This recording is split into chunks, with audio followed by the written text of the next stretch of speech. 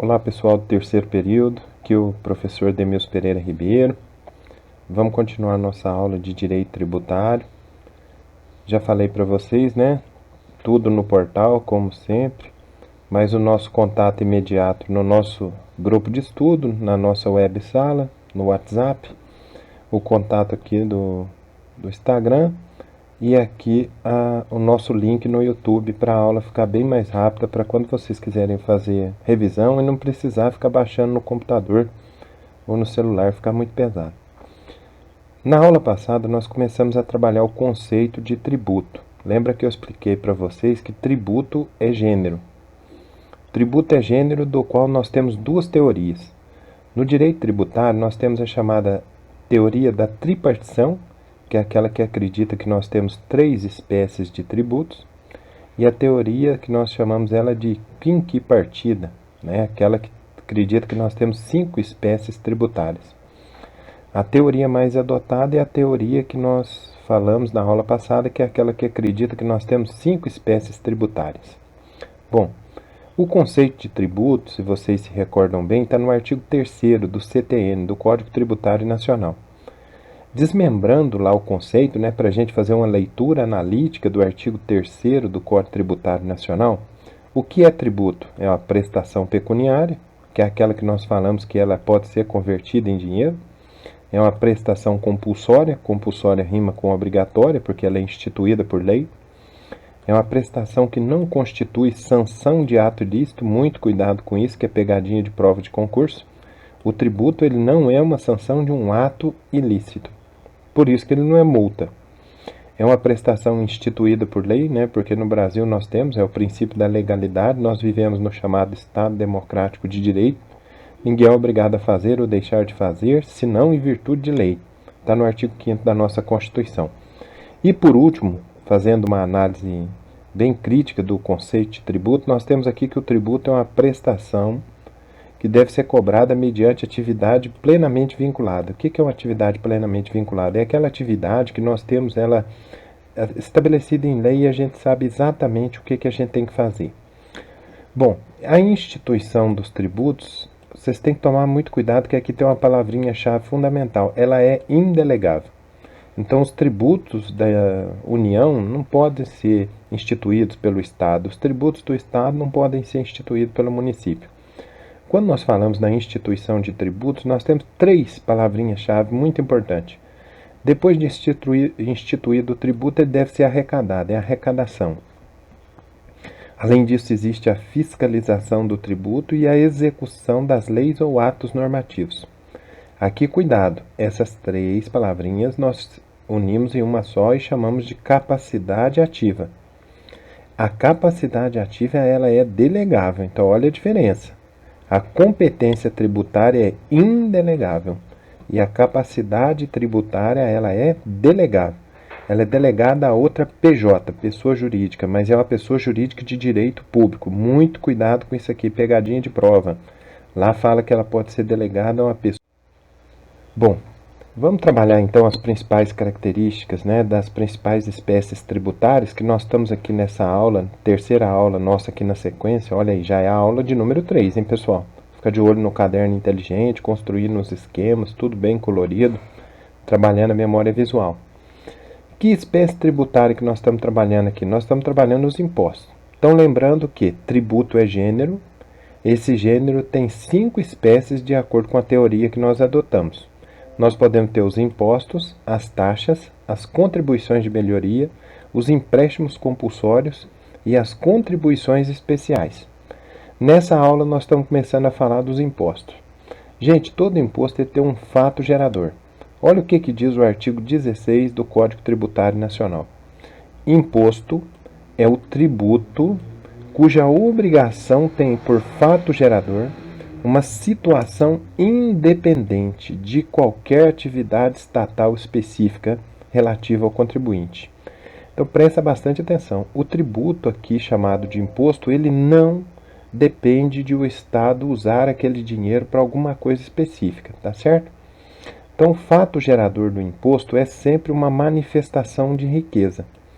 Portanto, ele não tem qualquer correlação com a atividade estatal. Eu não pago imposto para que o Estado faça alguma coisa por mim, não é? Ele não é vinculado. Quando eu pago imposto é porque eu adquiri uma riqueza. E se eu adquiri uma riqueza, o Estado quer fazer a arrecadação de parte dessa riqueza, ok? Então, o imposto é um tributo não vinculado, cai em prova. O imposto é um tributo cuja arrecadação é não vinculada, cai em prova.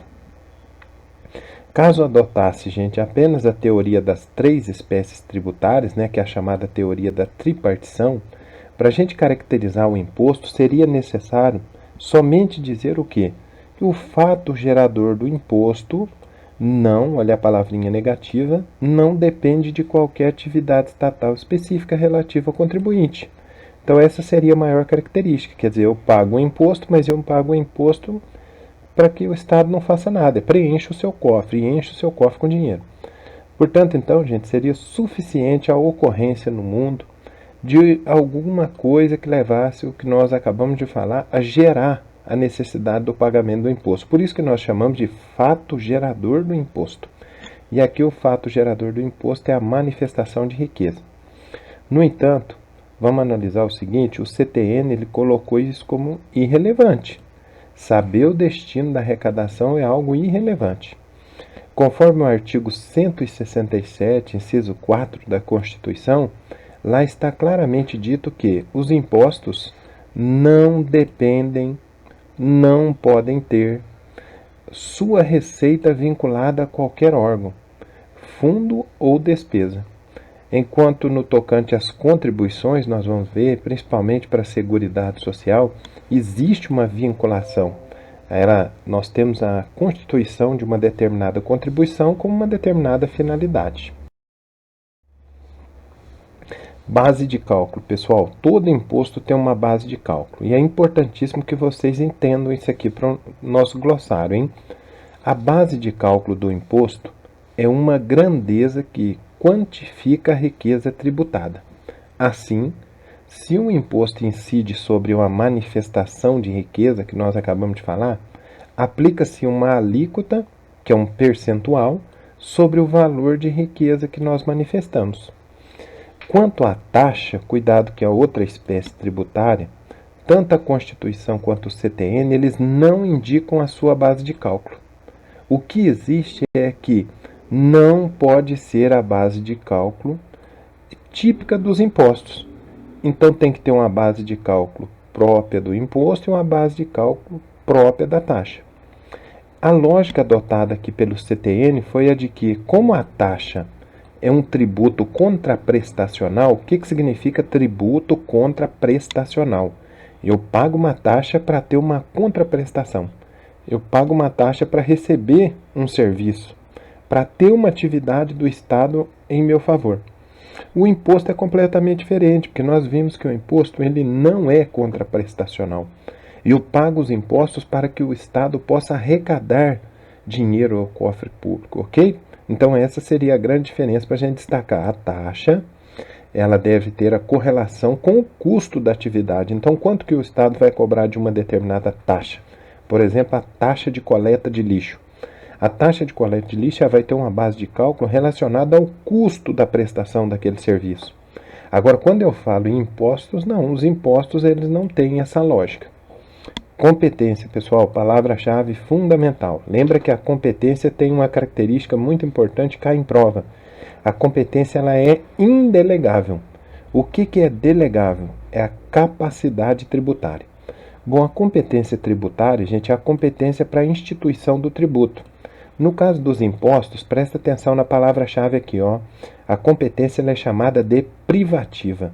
Ela é privativa porque ela está exclusivamente destinada a um ente tributário. Em direito constitucional, nós temos uma lição que é muito clássica, né? Existe uma diferença entre o que nós chamamos de competência exclusiva e competência privativa. A competência exclusiva, olha o adjetivo, exclusiva.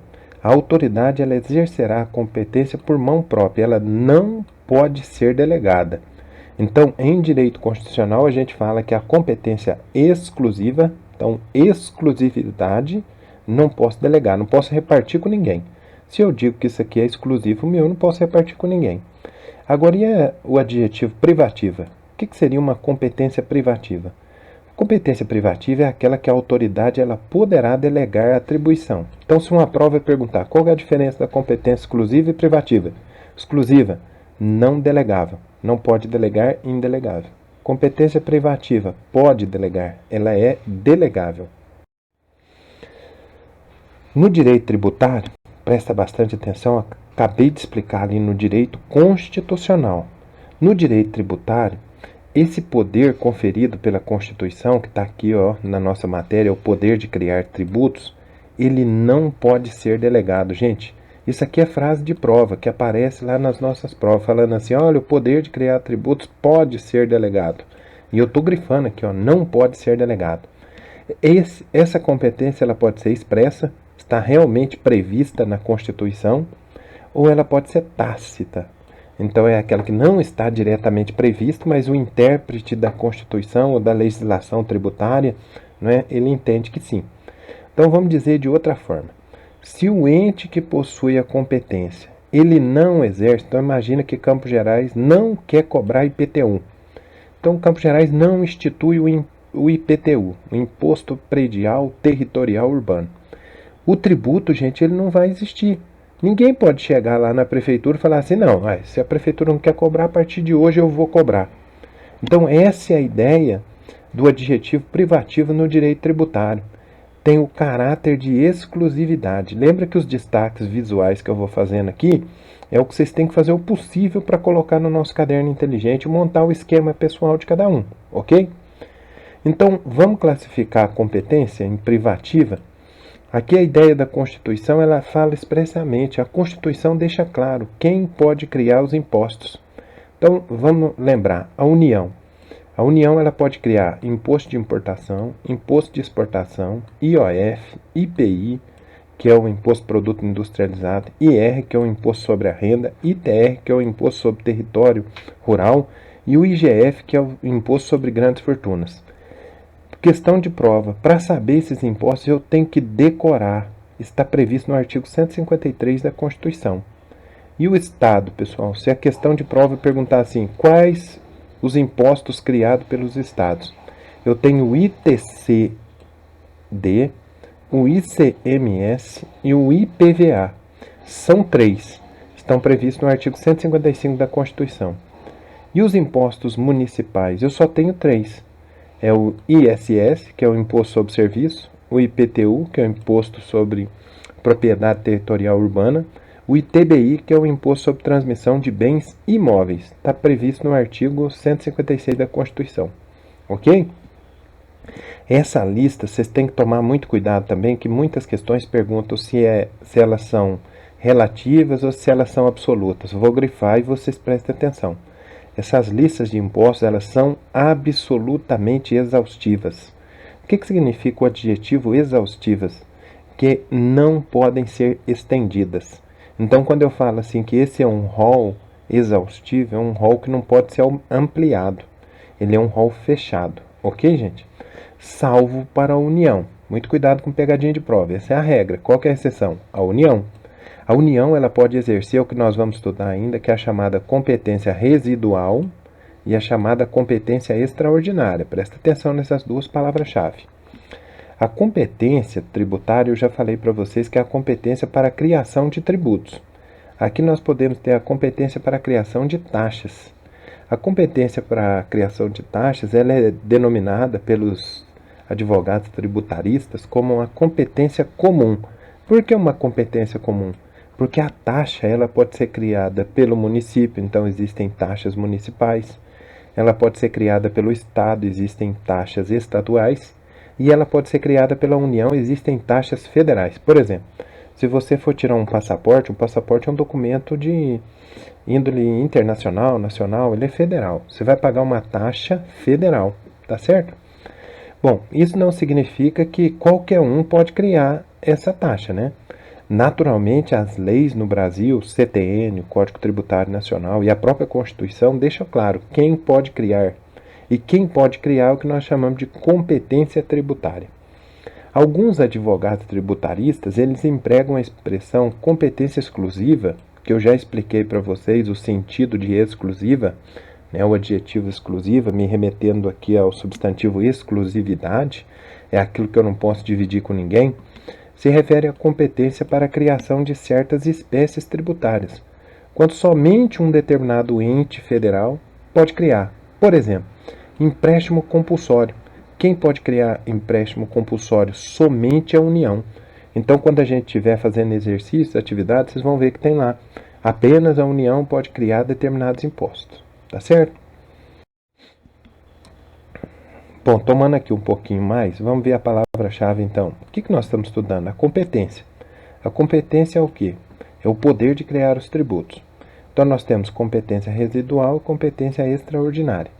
A competência residual e a competência extraordinária, elas pertencem à União. Prestem bastante atenção nisso, hein? Isso permite que a União ela possa ampliar aquela lista de impostos que nós vimos. Então, eu tenho que saber os impostos que são permitidos à União criar. Está lá no artigo 153 da Constituição. No entanto, a Constituição, ao reservar à União também a competência residual e a competência extraordinária, atribuiu uma faculdade que é poder criar novos impostos. E isso a gente encontra no artigo 154 da Constituição. O artigo 154 da Constituição ele tem um inciso 1, é a chamada competência residual, e no inciso 2, a chamada competência extraordinária. E aqui, pessoal, uma observação muito importante. Com o intuito de não deixar nenhum serviço sem regra, a Constituição ela indicou expressamente quais seriam da União, quais seriam do município, e o resíduo, o que significa a palavra resíduo, substantivo resíduo? O restante ficaria com os estados. Então estão devidamente enumerados os tributos federais e os tributos municipais. E o que sobrou? Estado. Competência residual, então vamos detalhar? Trata-se da competência para legislar sobre o que restou, por isso residual, o que restou, da riqueza tributável, não compreendida nas listas constitucionais que nós acabamos de ver ilegais. Exemplo, não existe previsão de um imposto que tribute a propriedade predial em área rural. Portanto, trata-se de um resíduo. Por quê? Porque o ITR é o Imposto Territorial Rural, olha a diferença. E o IPTU é o Imposto Predial e Territorial Urbano. Então, qual que é a diferença dos dois? Um só cobre sobre terra e o outro cobre a questão territorial e a questão predial também. Tá joia? Então, tá aqui a competência residual. Bom, mas eu posso criar a partir do nada? Não, existem requisitos que estão no artigo 154, inciso 1 da Constituição. Primeiro deles, só pode ser criado por lei complementar, gente. Essa é uma exceção à regra, porque os impostos normalmente eles são criados por lei ordinária. Segundo, o fato gerador e a base de cálculo são diferentes do já previsto na Constituição, porque senão haveria ali uma mera cópia, né? Outra coisa, eles não podem ser cumulativos, né? Porque senão o contribuinte estaria pagando imposto sobre imposto. E isso aqui tornaria muito onerosa a vida do contribuinte. Competência extraordinária, pessoal. O que é a competência extraordinária? O próprio adjetivo extraordinária me remete à excepcionalidade. Essa excepcionalidade, ela advém do fato de que tem momentos que é necessário o uso de algo além do ordinário. E aqui nós estamos falando de algumas hipóteses que estão na Constituição. A primeira é a guerra externa, ou a iminência de uma guerra externa. Nesse caso aqui, gente, nós não temos exemplos para o chamado imposto extraordinário de guerra, né? Porque nós ainda não tivemos aqui, nesse momento atual, o Brasil participando de guerra. Observação aqui muito importante. Os requisitos para o exercício da competência residual, eles não são aplicados ao imposto extraordinário de guerra. Então, veja um exemplo. A União ela pode criar o ICMS de guerra. Veja que o ICMS é um imposto estadual, está lá na lista dos estados. Mas a União ela pode criar um ICMS de guerra, é a bitributação. Por que uma bitributação? Porque vão ter dois aqui, ó, bicampeão, dois. A União e o Estado cobrando o mesmo tributo sobre o mesmo fato gerador. E a utilização de medida provisória, né? Bom, Vamos falar numa próxima espécie tributária aqui, que são as chamadas taxas. Então, nós encerramos os impostos, agora nós vamos falar um pouco das taxas. Muito cuidado, hein? Fato gerador da taxa. Existem dois tipos de taxa, gente. Existe a chamada taxa de polícia, não confundir com a polícia que nós vemos em instituição militar ali na rua. A polícia que é no sentido de policiar, no sentido de fiscalizar. Então a taxa de polícia é o quê? É o exercício do poder de polícia. O que é o poder de polícia? O poder de polícia é o poder de fiscalização, regulamentação, regularização, ordenamento, tá certo? E existe a chamada taxa de serviço. O que é a taxa de serviço? É aquela que é cobrada pela prestação de determinado serviço. Então me imagina comigo, se eu tenho um restaurante, esse restaurante eu posso ter uma taxa de polícia, é o controle sanitário. Vai vir a vigilância sanitária controlar. E uma taxa de serviço é o recolhimento por exemplo, do lixo, né? Da coleta de lixo. Vamos detalhar um pouquinho que geralmente as questões de prova, elas trazem um estudo de caso, um casinho concreto, como eu disse, e aí pede para você falar o que você viu ali. Primeiro, palavra-chave, taxa de lixo. Taxa de polícia. Poder de polícia, eu já falei para vocês, é a mais clara manifestação de um princípio que a gente tem no direito administrativo, que é o chamado princípio da supremacia do interesse público sobre o interesse privado. Esse princípio é o que permite muitas obras públicas, né? Imagina, vai passar uma avenida em cima da tua casa. Você fala, não, minha casa nunca deixarei. Vai ter que sair porque vai ser desapropriado. Por que vai ser desapropriado? Pela supremacia do interesse público sobre o interesse privado. A lógica, pessoal, do poder de polícia é restringir o exercício de direitos, atividades, profissões, pelos particulares em nome de um interesse maior que é o interesse público, ok? A partir do momento que o poder legislativo edita uma norma que restringe o direito privado de cada um de nós em razão do interesse público, ele já está exercendo o poder de polícia. No entanto, gente, não é possível, presta atenção, cobrar taxa já a partir desse momento. Um mero exercício do poder de polícia na esfera abstrata não se cobra taxa. Então, quando que ocorre a cobrança da taxa? A cobrança da taxa ela ocorre no que nós falamos de plano concreto. Então, o poder legislativo ele cria a lei, o poder público ele edita um decreto.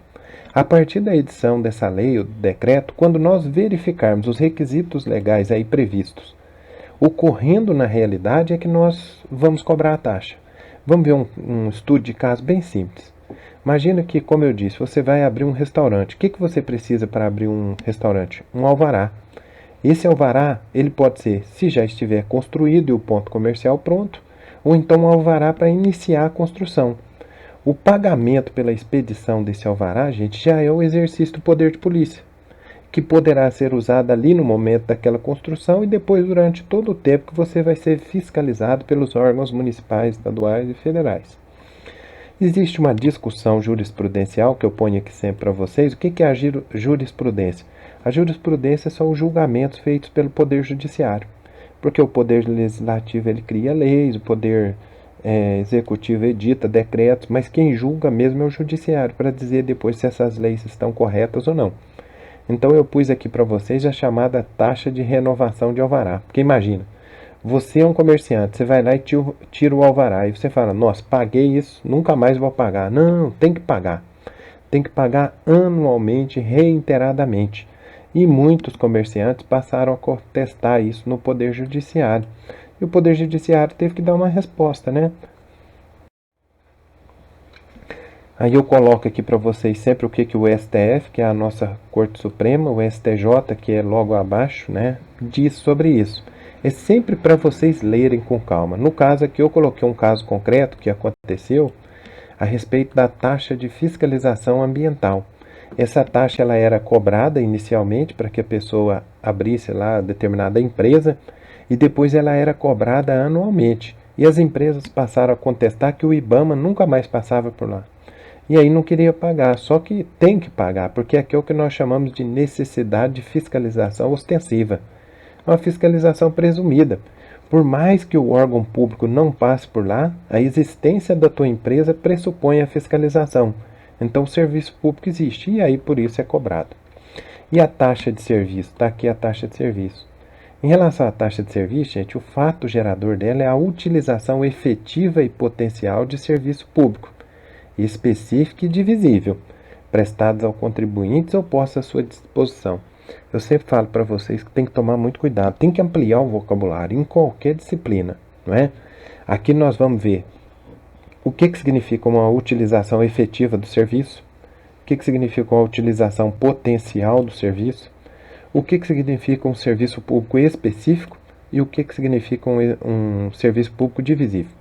Primeira coisa, utilização efetiva. Vamos sempre falar da questão da coleta do lixo, que é a mais interessante de todas, né? E a mais simples de entender. Todo município, obrigatoriamente, por obrigação constitucional, ele tem que colocar o serviço de coleta de lixo à disposição do munícipe, do morador. A utilização efetiva é o seguinte: eu moro aqui na minha casa, eu ponho o lixo ali, o lixo é recolhido. Isso é utilização efetiva do serviço público. Agora vamos pensar que eu não quero pôr o lixo ali porque eu não produzo lixo. Essa é a utilização potencial, porque é uma questão de saúde pública. Não é eu dizer lá na prefeitura que eu não quero pôr o meu lixo ali, que eu vou fazer o que eu quiser com o meu lixo.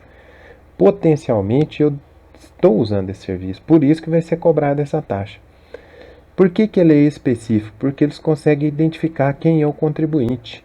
E por que ele é divisível? Porque eu consigo ver quanto cada contribuinte produz. É lógico que a taxa de coleta de lixo ela tem uma lógica bem inteligente, né? Eu não vou sair pesando o lixo de cada um para saber por quilo, grama ou peso quanto cada um vai pagar. Normalmente o que se usa como base de cálculo é o quê? É o IPTU, porque o IPTU já leva em consideração o tipo do imóvel, o tamanho do terreno, e a partir dali nós temos uma certa ideia de quanto se tem ali na taxa de coleta de lixo. Bom, então fiquem de olho, já expliquei aqui a utilização potencial, ela justifica a cobrança da taxa, prestem bastante atenção nisso, é importantíssimo que vocês saibam o que é um serviço específico, a relação do adjetivo potencial aqui na utilização do serviço público, isso eu quero que vocês leiam com bastante atenção. Ficar de olho que a cobrança da taxa ela vai ser sempre sobre serviço público específico e divisível, que foi uma grande celeuma em relação, e eu coloquei aqui só para estudo de vocês, foi uma grande celeuma quando os municípios tentaram cobrar a chamada taxa de iluminação pública. Essa taxa de iluminação pública virou uma celeuma por quê? Porque o serviço de iluminação pública ele não é específico e divisível. Eu não sei quanto cada um usa. Tanto que foi declarado inconstitucional a taxa de iluminação pública e eles tiveram que adaptar ela ao que nós chamamos de contribuição. Tá certo? Então ela deixou de ser taxa e passou a ser contribuição. Todas essas discussões que eu coloco aqui para vocês é para saber exatamente o que significa cada um desses termos. Então, ó, você sabe o que é a divisibilidade do serviço público, especificidade do serviço público. Nesse caso aqui da contribuição, eu falei para vocês. Então, tem até o Supremo Tribunal Federal, ele editou uma súmula vinculante. E essa súmula vinculante diz, ó, a taxa cobrada exclusivamente em relação de serviços públicos de coleta, remoção e tratamento ou destinação de lixo ou resíduos provenientes de imóveis, não viola o artigo que nós ainda vamos estudar, 145, inciso 2 da Constituição. O que essa súmula 19 diz aqui? Primeiro é exclusivamente. Garante a especificidade. A taxa de coleta de lixo, quem pode cobrar é o município. Proveniente de imóveis, ela garante a divisibilidade. Então eu sei que veio daquele imóvel, eu sei o quanto ele gastou. Então existem muitas discussões no STF, mas essas discussões chega um momento que elas são resolvidas. Outra que eu coloquei aqui é a chamada taxa de bombeiros, só para vocês lerem, né, e saberem o que aconteceu com essa aqui. Eu coloco ela bem detalhada aqui para vocês lerem e entenderem, mas havia o serviço ali de extinção de incêndio, né? E aqui na faculdade, nas escolas, em todo lugar, supermercado, academia, a equipe de bombeiros vem, avalia o lugar e cobra uma taxa. Aquela taxa é uma taxa de fiscalização, inicialmente. E depois vem essa questão, e se houver um acidente? Acontecendo um acidente, lógico que vai haver a ação através da segurança pública. Bom, que seria a base de cálculo, né? A taxa, pessoal, ela tem que guardar uma correlação com o custeio da atividade estatal. Então, ela não pode ter por base de cálculo aquela que nós estudamos como base de cálculo do imposto, como a gente viu na Constituição, no artigo 145. Um exemplo claro aqui, ó, nenhuma taxa pode ter como base de cálculo o valor venal do imóvel. Por quê? O valor do venal do imóvel é a base de cálculo do IPTU. O ideal, gente, seria que a taxa ela tivesse exatamente o valor gasto pelo Estado. Então, por exemplo, quanto custa o serviço de coleta de lixo? R$ 100.000. Numa cidade de 100 mil habitantes, vai R$ 1 para cada um, tá certo? Isso é para tornar ela mais justa. Novamente, eu coloquei um outro caso aqui, ocorrido em 2017, no STJ, a respeito do julgamento, a respeito de uma taxa. Esse aqui eu sempre falo para vocês, para vocês lerem, se inteirarem, quando aparecer na prova, né, porque nós treinamos a leitura, então foi uma taxa de coleta de lixo aqui, por um serviço de coleta de lixo do município de São Carlos, que havia cobrado a taxa de coleta de lixo com base no cálculo do IPTU. Logicamente, nós vimos aqui que o Supremo proibiu. Por quê? Porque o cálculo do IPTU ele tem que ser completamente diferente do cálculo da taxa de lixo, ok? Sempre que eu citar súmula vinculante é porque elas já aparecem em prova, né, como gabarito correto. Então, aqui diz claramente que é constitucional a adoção no cálculo do valor de taxa de um ou mais elementos da base de cálculo. Então, o que está dizendo aqui? O imposto e a taxa eles não podem ter a mesma base de cálculo, mas se eles tiverem elementos da base de cálculo idênticos, não tem problema. A competência da taxa, gente, é uma competência comum. Por que é uma competência comum? Porque todos os entes, Estado, União, Distrito Federal e municípios, podem criar as taxas relativas às suas competências. Então, relativa ao serviço prestado, relativa ao exercício do poder de polícia. Então, essa competência tributária é uma competência tributária comum, tá certo? Agora vem aqui uma terceira espécie tributária que nós só começamos a estudar nessa aula, que é a contribuição de melhoria. O que é a contribuição de melhoria? É um tributo contraprestacional. Já ficou de olho no adjetivo contraprestacional? O que significa contraprestacional? O contribuinte paga para receber um serviço. Decorre da realização de uma obra pública e ela acarreta a valorização do imóvel. Portanto, a gente vai cobrar essa taxa aqui, essa espécie tributária, né, quando ocorrer esses requisitos legais. Qual que seria o fundamento das contribuições de melhoria, gente? É a vedação do enriquecimento sem causa. Então, imagina que uma determinada rua alaga constantemente e as casas naquela rua têm um valor muito pequeno no mercado. O município vai lá e faz uma grande obra com dinheiro público e aquela rua passa a não alagar mais. O que acontece com aqueles imóveis? Eles serão valorizados. Valorizados através do uso de todo o nosso dinheiro público. Então, o que acontece? Aquelas casas ali, elas vão pagar um tributo, que é o chamada contribuição de melhoria. Pessoal, como sempre, eu ponho a bibliografia aqui da nossa aula. Os livros que eu estou usando atualmente, né, do professor Paulo de Barros Carvalho, curso de Direito Tributário. O livro do professor Hugo de Brito Machado, o curso de Direito Tributário. O que eu mais recomendo, que é o professor Ricardo Alexandre, que é o Direito Tributário Esquematizado. Mas desde a nossa primeira aula eu mantenho aquele compromisso para vocês de trazer aqui no material de aula, no slide e lá no arquivo, em um Word de aula, tudo o que é necessário para vocês fazerem a nossa prova e qualquer prova que vocês forem enfrentar. Tá certo, pessoal? Vamos continuar trabalhando os esquemas de memorização. Então, esquema de imposto eu já pus aqui, ó, fato gerador não vinculado, arrecadação não vinculada. Competência tributária, para não esquecer que ela é indelegável, todos os detalhes. Nós já estudamos as taxas, pus tudo aqui sobre a taxa, taxa de serviço de polícia, taxa de serviço normal, vedações referentes à taxa. A questão do serviço público, utilização efetiva, utilização potencial, características do serviço público tributável, específico, divisível. E a outra espécie tributária que nós começamos a estudar nessa aula 3, que é a contribuição de melhoria. de quem é a competência comum da União, Estado, Distrito Federal e Município. Só pode ser cobrada quando tem uma obra pública. Existe um limite total, que nós ainda vamos estudar, que é a despesa realizada, e um limite individual. É isso aí, pessoal. Mais uma aula nossa de direito tributário. Muita alegria. Espero que vocês estejam aprendendo bastante. Eu procuro detalhar ao máximo a matéria. Continue a construção do caderno inteligente. Aqueles que gostam de escrever à mão, que escrevam à mão, construindo o caderno, na anotação que vocês quiserem. Os que gostam de trabalhar mais com o computador, com o notebook, aí construindo o caderno digital. O importante é você respeitar o seu estilo de aprendizagem para que você realmente aprenda. Tá joia, pessoal? Um abraço, fiquem com Deus, até a nossa próxima aula.